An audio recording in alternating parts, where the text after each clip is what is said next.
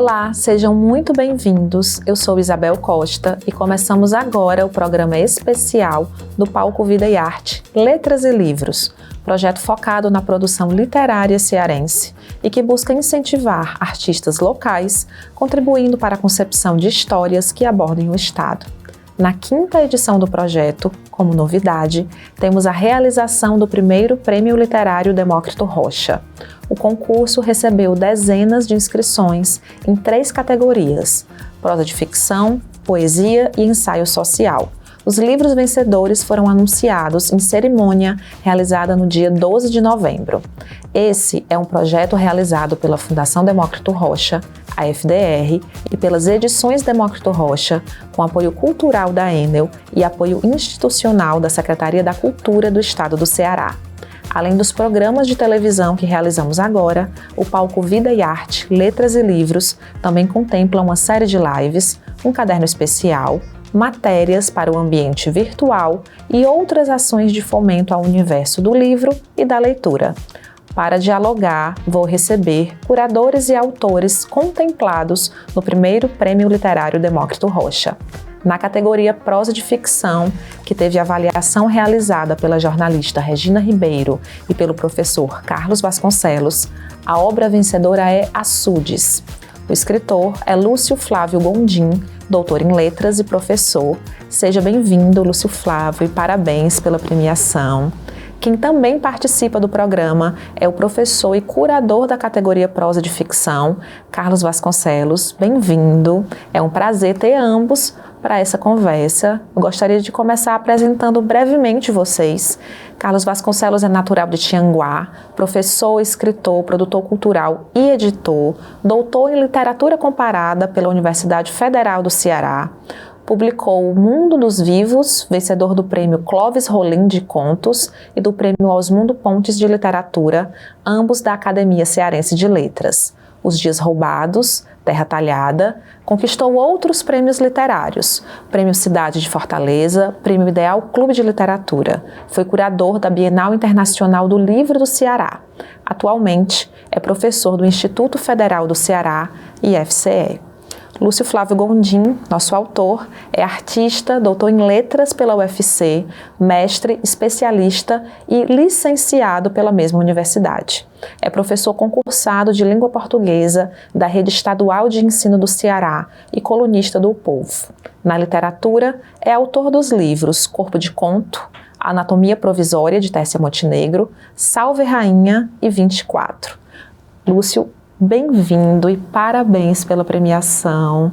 É um concurso extremamente importante, um prêmio extremamente aguardado e que tem uma temática muito delimitada. Então eu começo perguntando, o teu novo livro, Açudes, como o Ceará perpassa os textos que foram vencedores? Isabel, muito obrigado, é uma alegria muito grande. Eu sou natural de Quixeramobim, né? É o ponto geográfico central do estado, mas vivo em Fortaleza desde criança, desde bebê, né? Mas passava longas férias, longas temporadas no Sertão Central. Então, o meu imaginário, inclusive o literário, que sempre esteve presente na minha vida, a pulsão de escrever, o desejo, quase como uma fome, ele estava permeado por esse sertão também, porque sou ainda de uma geração que leu muito e discutiu, pensou a literatura produzida localmente com determinadas marcas, né? E na minha concepção, todos aqueles elementos sertanejos, eles talvez garantiriam uma possibilidade mais artística para o meu texto. Então, muitos dos textos, dos contos do livro Açudes, têm essa marca, né? Pensar esse sertão mais, até provinciano, no melhor sentido que essa palavra pode ter. Porém, de lá para cá, esse livro é uma reunião de contos produzidos ao longo de toda a minha formação, acho que o primeiro é quando eu tinha 15 anos, então também são 15 anos, assim como o nosso colega de poesia vencedor, então é um livro que tem aí um tempo de depuração um pouco longo, esse Ceará mudou, né? Tanto o Ceará do interior e, obviamente, o de Fortaleza, e eles vão sendo permeados. Eclode aí um fenômeno que transformou todas as nossas vidas, que é a internet. Então o mundo se torna absolutamente conectado, e o sertão também. Então eu estava vendo agora, essa semana, uma entrevista do nosso Ronaldo Correia de Brito, que veio a Fortaleza e deu uma entrevista para o povo, dizendo que as histórias dele, independente de onde se passarem, estarão emolduradas pelo sertão. Eu acredito que isso é uma verdade para muitos de nós, assim, esse sertão está conosco, né? Você que é uma cronista, tal hora aparece uma tapioca, tal hora aparece um café no meio do sol quente, assim, são marcas que são impossíveis de serem extraídas de nós. São marcas imbatíveis, né? Nós não podemos fugir dessas marcas. Não podemos, e é bonito que a gente as acolha, né? Porque aquela velha questão, por que quando um escritor sudestino ou norte-americano coloca essas marcas locais nas obras, elas são bem vistas, e são chiques e são globais, e quando a gente coloca, a gente está se limitando, né? Mas, finalizando essa primeira pergunta, o Açudes, ele é todo um livro feito de tensões entre essa perspectiva mais provinciana, entre essas temporalidades, essas marcas de comportamento e de crenças mais ligadas ao interior sertanejo, e essa outra forma de ser nordeste, de ser cearense, que a gente chama de cosmopolitismo, né, metropolitano. Então é nesse choque, né, desses valores, dessas crenças, que é feita, e isso inclusive está no próprio nome da obra, né, entender um açude como uma construção ficcional, humana, que imita o mar, que traz essa água para essas populações. É uma água que é também, assim como a fome de escrever, né, algo essencial, mas que está ali porque não há possibilidade de haver aquilo naturalmente. Então a literatura é isso. É também essa construção que a gente faz porque a vida não basta e nós precisamos matar a nossa sede, precisamos de água para irrigar, para pensar novas formas de vida. E a literatura é isso, né? É matar a sede com um açude inteiro. É isso mesmo. E criar fontes de água, né? Miragens no meio desses sertões que nos habitam, né, num país de pouco estímulo ainda, de pouca capacidade de educação. Nós somos aqui ambos educadores, vivemos, Carlos também, que está aqui, vai já aparecer, vivemos isso cotidianamente em sala de aula, como é difícil fazer uma pessoa desligar um celular e ligar um livro. Então essa é uma tragédia que a gente vive, porque isso fomenta politicamente, culturalmente, um vazio, inclusive emocional. Os índices de doenças psicossomáticas crescem também por conta disso. Eu acho que para tudo isso a literatura pode ser uma ferramenta de fazer a gente silenciar e viajar nesses mundos. Lúcio, todas essas questões perpassam o livro Açudes e outras questões também muito profundas. Então gostaria de perguntar para Carlos Vasconcelos, nosso curador, um dos responsáveis pela avaliação que levou o texto do Lúcio até o primeiro lugar, até ser premiado. Quais foram os aspectos desse conjunto de textos ficcionais que saltaram aos teus olhos, Carlos, nas primeiras leituras? O processo de curadoria, ele é muito intenso, é um processo extremamente profundo, foram muitas obras, né, dezenas de obras, mas eu queria entender mesmo por que Açudes é o nosso vencedor e quem acessar essa obra, que ganhos esse leitor vai ter?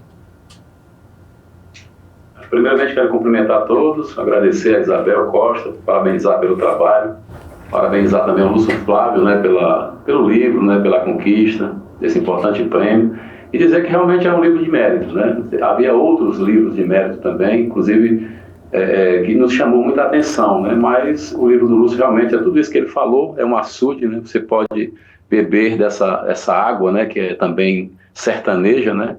E eu acho que é isso, a literatura, no papel de curador, Isabel, a gente precisa primeiramente, eu acho assim, né, a primeira coisa que eu posso ver, apesar que havia várias vertentes ali, né, para se votar conforme as considerações que haviam no regulamento, que existiam no regulamento, a primeira coisa que nos chama a atenção numa obra é a questão estética. Eu acho que uma obra literária deve ser julgada primeiramente pela estética, pelo valor, né, literário, e nisso eu posso receber nas minhas mãos um livro, independentemente de saber quem escreveu, a questão étnica, a questão gênero, e eu vou me ressaltar, né, primeiro a estética do livro.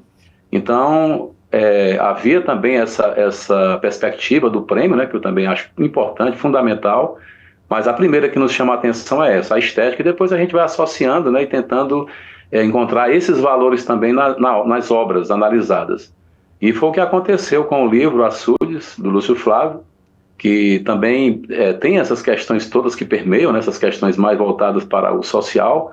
A literatura hoje, as artes, enfim, estão muito voltadas e cada vez mais engajadas nesses processos, né, de autonomia, de independência, de visibilidade, né, tanto dos autores quanto das questões mesmo, né, das quais os livros tratam.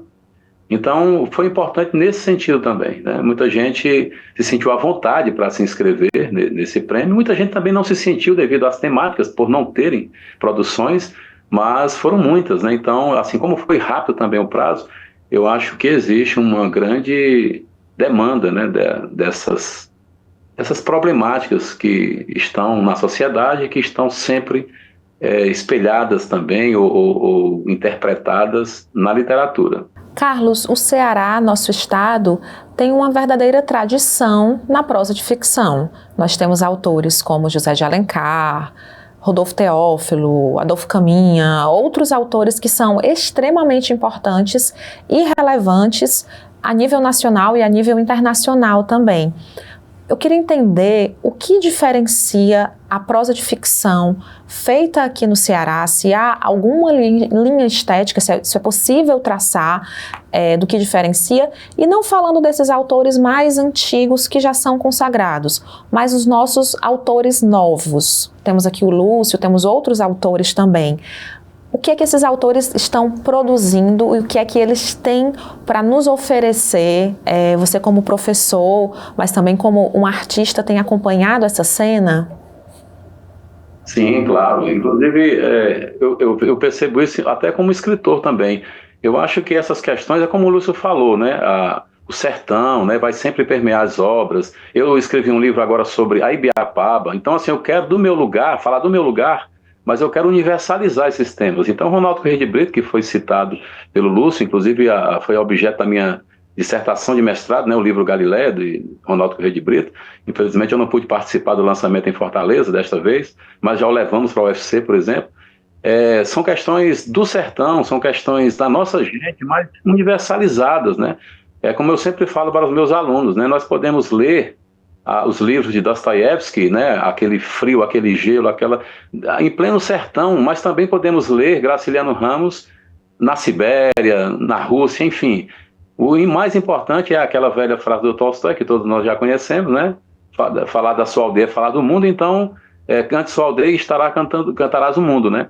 Então, é isso que nós pretendemos, falar dessas questões que são muito nossas, sem artificialismo, buscando essas ancestralidades, as questões geográficas, históricas, inclusive, que eu percebo que é eu não falo nem o romance histórico em si, mas a ficção que está flertando, digamos assim, com a própria história e até desafiando essa história para escrever uma nova história, é algo em voga, né? Eu percebo isso, o meu livro é assim, o do Ronaldo também traz essas questões, e eu sei de outras pessoas que estão produzindo obras dessa maneira, né? Tentando falar do que é nosso, né?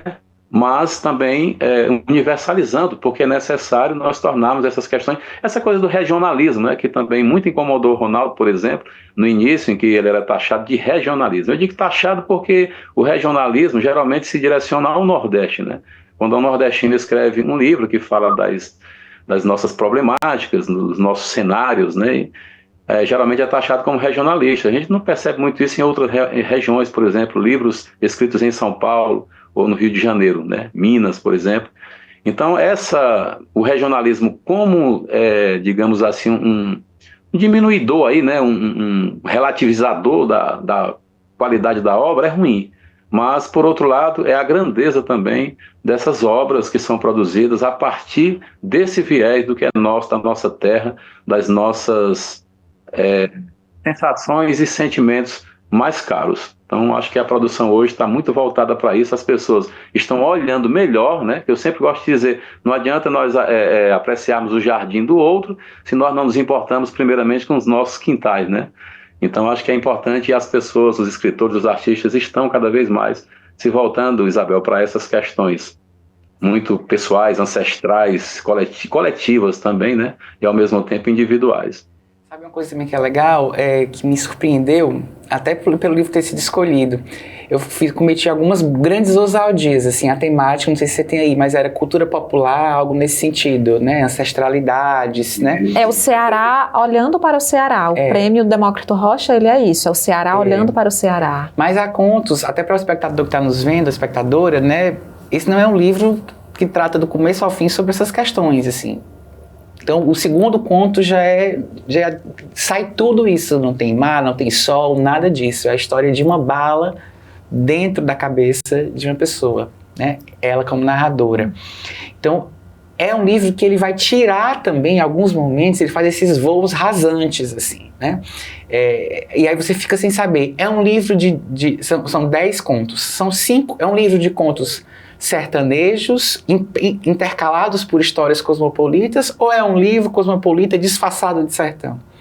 Isso é proposital, né? E ter sido escolhido, eu acho que é uma sensibilidade muito grande da banca de entender cultura popular de uma maneira atualizada. Atualizada, multifacetada, de vários olhares. Exatamente. Não, assim, há contos que não tem nenhuma dessas traços, nada do que a gente está aqui nessa mensagem discutindo, o que é tido como nordestino ou cearense, não, assim, são debates, são personagens humanos desejando, se encontrando, né, discutindo sobre o próprio conceito do que é regional, né? Há um conto que eu acho que é até interessante, parece uma crônica, inclusive, 2 dias em Paris. É um namoro virtual em que um está lendo Ana Miranda lá na França e o outro está aqui pensando sobre literatura japonesa em Fortaleza. Então esse encontro, esse desencontro, né, do que é mundial e do que é por meio da tela de um computador, e entender isso como cultura popular. O que é mais popular hoje do que um aparelho celular?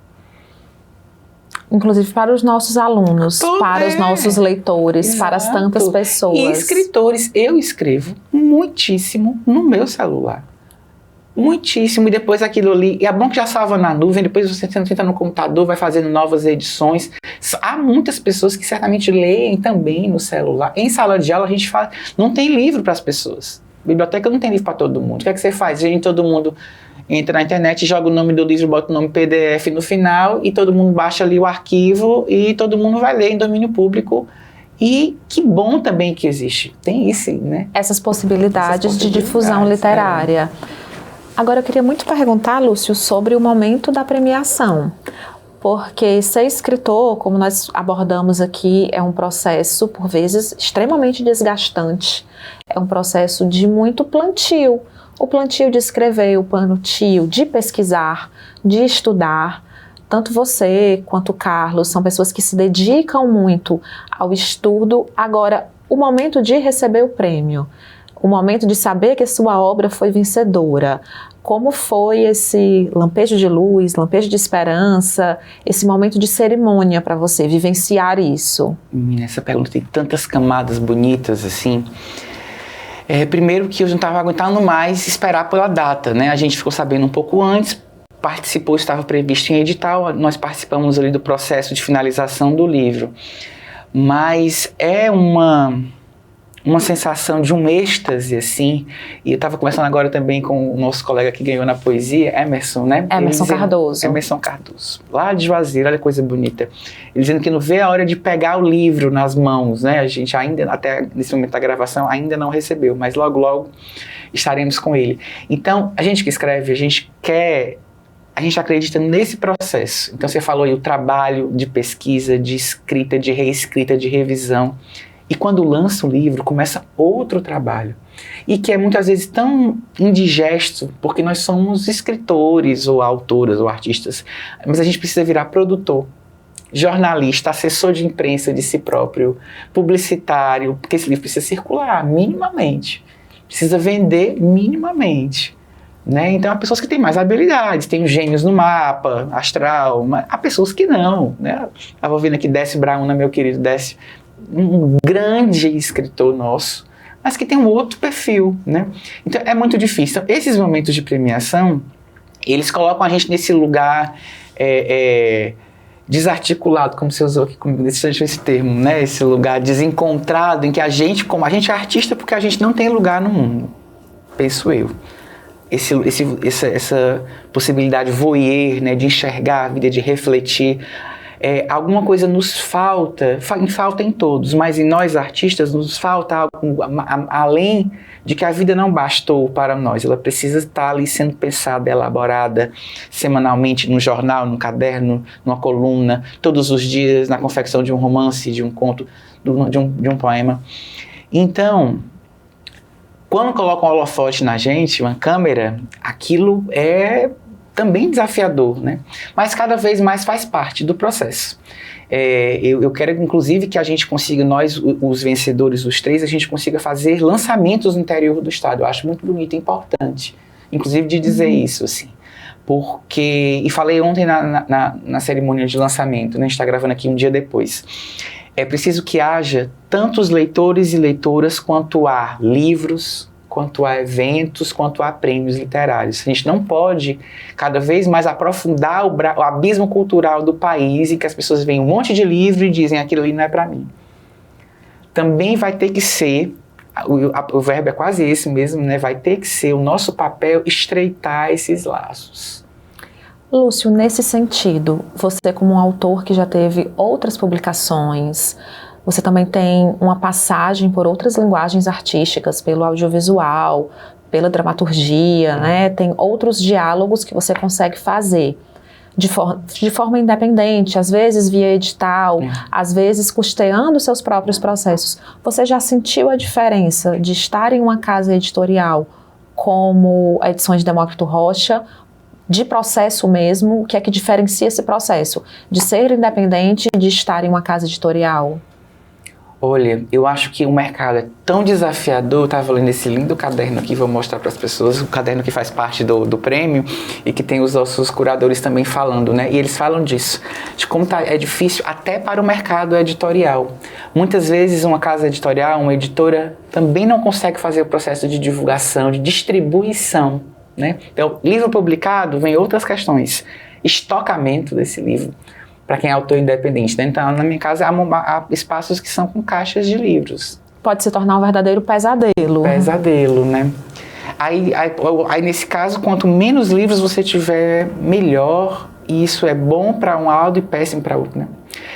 Mas livro no mundo, temos que divulgar e isso é tudo muito custoso, né? Então, há também um desencontro do ponto de vista financeiro para as próprias editoras e entre os artistas, né? Então, é muito complicado. E lembrar sempre, a gente está cada vez mais disputando leitor e leitora com imensas big techs.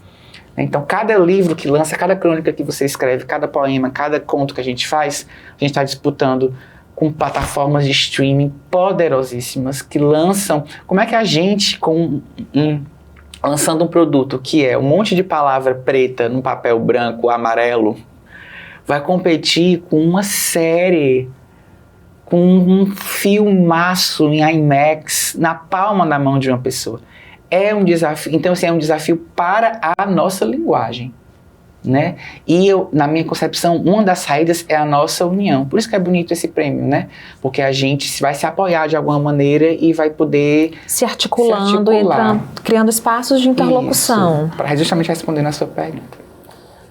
Eu queria perguntar para o Carlos. Carlos é professor do Instituto Federal do Ceará e já tem um trabalho com a literatura há um tempo, mas Hoje em dia, dentro da sala de aula, entrando em contato com os jovens que praticamente acabaram de sair dos bancos escolares e que entraram na universidade, como é possível, Carlos, concorrer com tantas distrações, como o Lúcio falou, e entrar em um processo também de não vilanizar essas distrações e conseguir fazer delas aliadas para o processo de conquista dos leitores?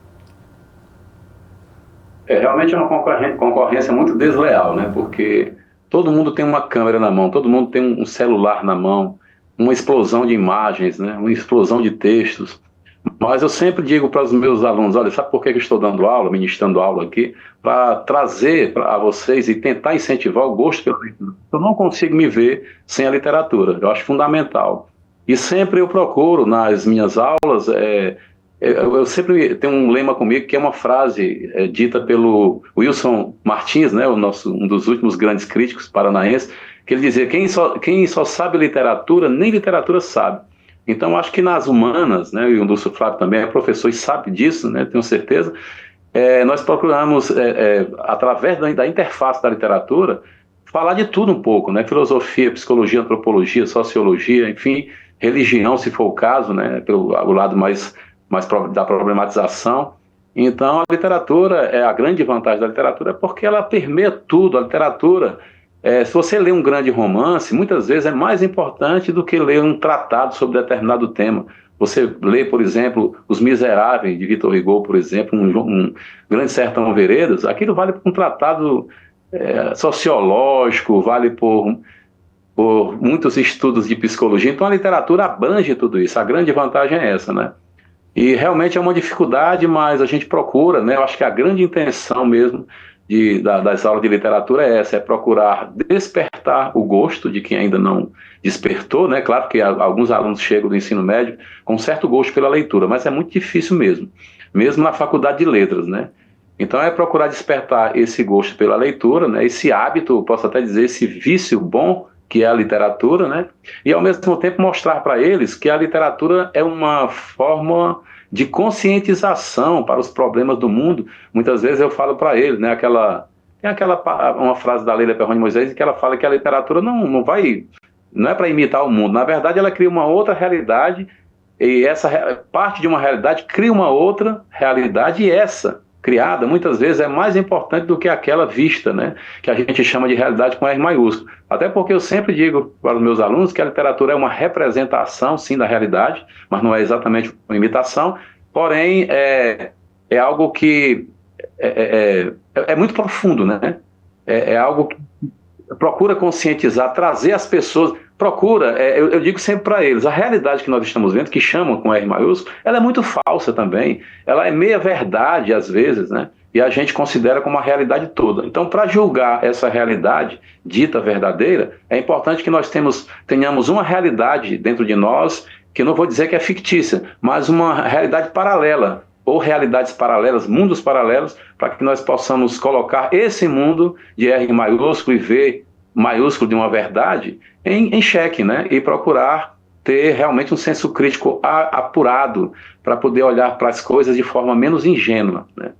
De maneira que você possa também problematizar. Eu acho que tudo pode ser problematizado e é isso que nós procuramos trazer ao incutir nos jovens o gosto pela literatura e pelas artes como um todo. Uma estratégia que eu venho usando em sala de aula é lembrar que só existe um Matuê, por exemplo, né, um artista cearense, por falar em cearensidade, que está em primeiro lugar nas paradas de música. Amado pelos alunos, isso é indiscutível. Idolatrado, assim, sabe, em todas as letras, só existe porque ali é um trabalho com a palavra.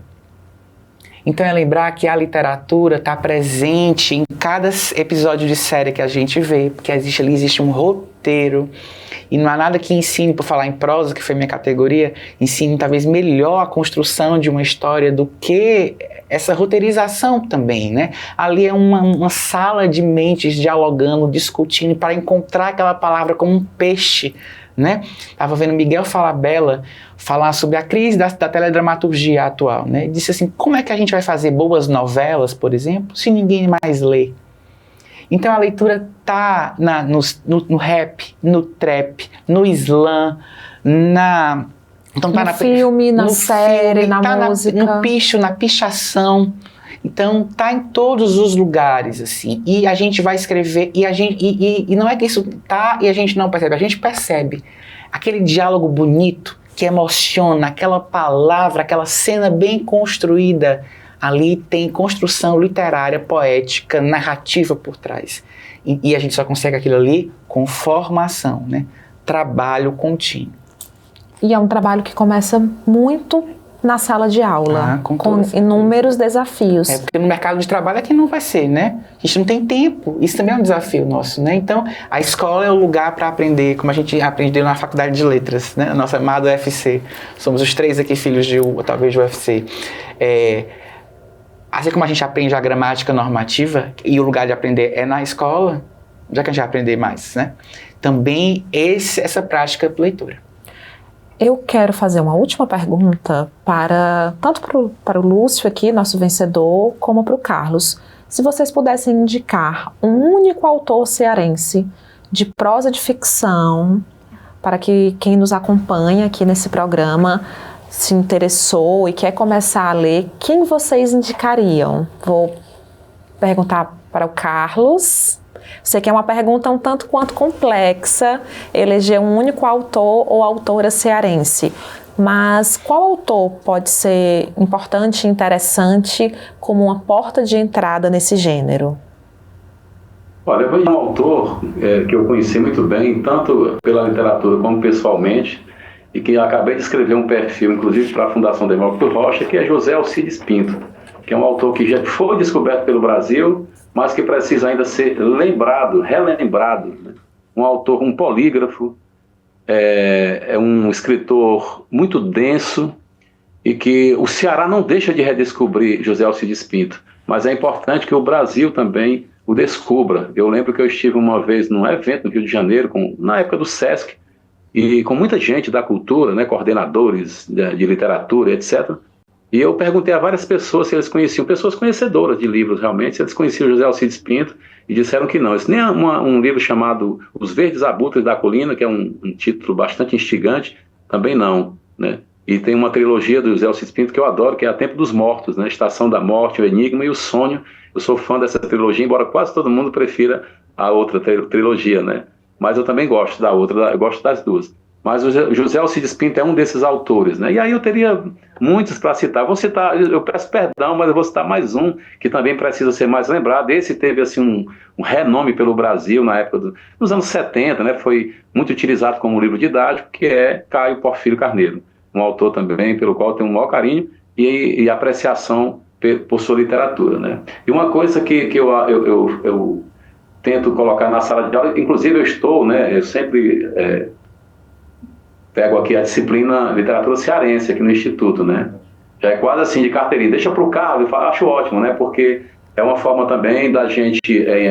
eu queria até que fosse 1 e 2, né? Literatura cearense, teve uma época que cogitaram tirar, eu disse, não, gente, é para aumentar mais um semestre, porque a gente mal consegue falar dos clássicos e nós precisamos também falar dos contemporâneos, né? Então a gente num semestre só tenta se desdobrar para dar conta desses autores, mas o José Alcides Pinto, que eu indiquei aqui agora, que eu falei, sobre o qual eu falei, é um dos que eu trabalho bastante em sala de aula. E você, Lúcio? Eu vou indicar uma mulher, porque eu acho que nós nunca tivemos uma produção tão vasta de mulheres reunidas, engajadas politicamente, em coletivos. Aqui eu tenho ao meu lado uma escritora, inclusive, Isabel Costa, e é um número vastíssimo de poetas, de cronistas, de contistas, de romancistas. E temos, assim, quando a gente lembra da contemporaneidade, temos aí Suma Socorro Ascioli, Ana Miranda, né, a nível nacional, agora o Estênio Gardel, nosso maravilhoso, mas eu vou indicar Tessia Montenegro. Eu tive a alegria também de fazer meu mestrado a partir da obra dela, mas não é nem por isso. Eu acho que é alguém que tem esse olhar esteta para a palavra, é também uma fotógrafa, alguém que mescla esse nosso papo aqui, né, entre várias linguagens, e os personagens habitam isso. Alguém que escreveu literatura infanto-juvenil, contos, está agora no romance, está no seu 3º, 4º romance, teve uma novelinha ali também no meio. Então é alguém que merece ser lida como as grandes mulheres, grandes escritores. Eu tenho muito orgulho de ter chegado até aqui pelas mãos de grandes mulheres, né? Professoras, mãe, escritora, gente que olha esse mundo com um olhar menos patriarcal, menos carrancudo, em que outra grande questão nossa, em que o afeto, a sensibilidade tem espaço. Como é que a gente quer ler e escrever se a regra é não se envolver, é ser frio diante do mundo, né? As pessoas antes fugiam da palavra relacionamento, as pessoas estão fugindo agora da palavra amizade. Amizade virou uma palavra perigosa, né? Então, por um lado, uma solitude, uma independência, mas por outro lado, é uma grande solidão, é uma grande indiferença social. E acredito eu, não como uma regra, definitivamente, mas que parte dessa desconstrução dessa lógica está nesse olhar empático, né, que o feminino também pode nos trazer, assim como o olhar negro, assim como o olhar indígena, LGBT, que me cabe também, né? Então, e para isso serve a arte, para que a gente escute novas vozes, e que são novas, não só vozes, mas são novas perspectivas para o mundo. E a literatura nos traz essas respostas. Bom, gostaria de agradecer pela presença, pela participação e parabéns mais uma vez pelo prêmio. Vou agradecer também ao professor Carlos Vasconcelos, que participou dessa conversa. Muito obrigada. Quero aproveitar e agradecer, né? Agradecer novamente a Isabel pelo trabalho, né? Agradecer ao Lúcio Flávio pela conquista desse prêmio. Parabéns mesmo a vocês. Parabéns à Fundação Demócrito Rocha, que tem feito maravilhosos trabalhos, cada vez mais. Eu que agradeço também a você, Carlos, e a Regina Ribeiro, que selecionaram esse texto, dois grandes nomes do pensamento literário do nosso estado. Falar sobre literatura é sempre emocionante e revolucionário. Obrigada, Lúcio Flávio. Obrigada, Carlos. O primeiro Prêmio Literário Demócrito Rocha, iniciativa integrante do Palco Vida e Arte, Letras e Livros, dá destaque à cultura popular com o objetivo de evidenciar os gêneros literários da região, como a literatura de cordel, além das narrativas de tradição oral de comunidades indígenas, afro-brasileiras, quilombolas e ciganas. Dessa forma, o Palco Vida e Arte, Letras e Livros traz a literatura como fio condutor de uma série de ações voltadas para celebrar os escritores cearenses ou radicados no Ceará e suas obras. Esse é um projeto realizado pela Fundação Demócrito Rocha, a FDR, e pelas edições Demócrito Rocha, com apoio cultural da Enel e apoio institucional da Secretaria da Cultura do Estado do Ceará. As obras foram avaliadas por uma comissão julgadora composta por Regina Ribeiro e Carlos Vasconcelos na categoria Prosa de Ficção, Maílson Furtado e Décio Brauna na categoria Poesia, Fernanda Miller e Alexandre Barbosa na categoria Ensaio Social. O vencedor da categoria Prosa de Ficção é o livro Açudes, de autoria do escritor Lúcio Flávio Gondim, que participou desse programa. Na categoria Ensaio Social, a obra vencedora é Comida de Encanto, da jornalista Tamires de Souza. E na categoria Poesia, o vencedor é o escritor Cícero Emerson do Nascimento Cardoso, com o livro Romanceiro Juazeirense, em dupla jornada. Eu me despeço de vocês, desejando boas leituras. Muito obrigada pela presença e pela participação. E viva a literatura cearense!